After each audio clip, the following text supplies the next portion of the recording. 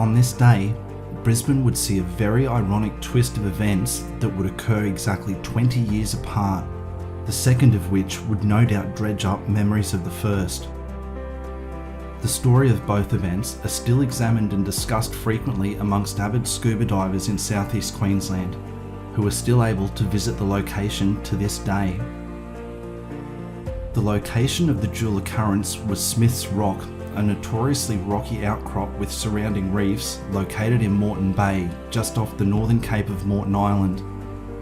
A navigational obstruction on the approach to Moreton Bay, mentioned by maritime surveyors as a hazard from at least 1859 and marked from at least 1860 onwards, the jagged pillar of rock jutting from the ocean floor posed a very real and present danger to the exposed hull of any vessel that stumbled across it. On the 3rd of April 1894, the Marine Board of Queensland conducted their investigation into the loss of the bark Aris. On her way into the Brisbane port from New York, the vessel had slammed into Smith's Rock off Cape Moreton on the 24th of February in the same year, carrying a cargo of kerosene, glassware, wire bales and oil. It was concluded that the master of the vessel, Christian N. Graham, had not only misjudged his distance from Cape Moreton and put the vessel on a collision course directly for Smith's Rock, but had also failed to steer towards the pilot vessel after a flare had been given. However, the pilot service was also heavily criticised for failing to make haste to the vessel when first hailed and subsequently misinterpreting the Aris's distress rockets on grounding for a Chinese fireworks display. Very fortunately, no lives were lost in the accident, although the ship's entire cargo went straight to the bottom in less than 10 minutes. Ironically, on the 3rd of April 1914, exactly 20 years later, the portmaster was again concluding an inquiry into the sinking of another vessel, the 1,633-ton French freighter, the St. Paul.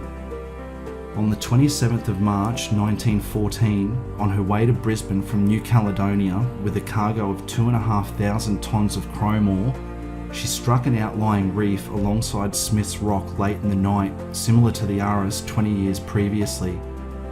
Tragically, 18 crew and passengers were lost as a result of the sinking, unable to vacate their cabins and get above deck as the vessel disappeared below the waterline in a matter of minutes.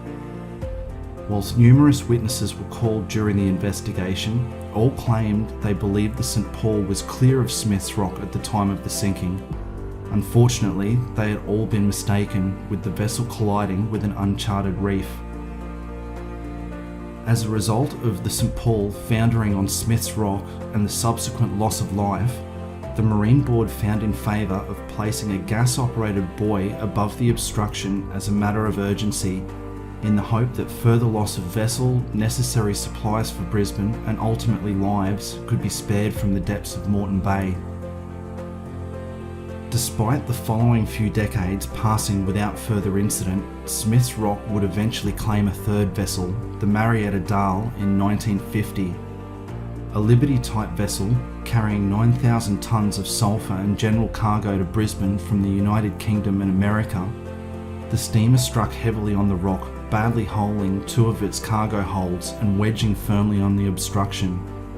Whilst every attempt was made to salvage the vessel, Smith's Rock slowly carved through the ship's hull like a can opener, causing her to break in two and sink to join the other vessels that had foundered years before her. For those keen enough, with the necessary diving qualifications, all three vessels can be visited off Cape Moreton to this day.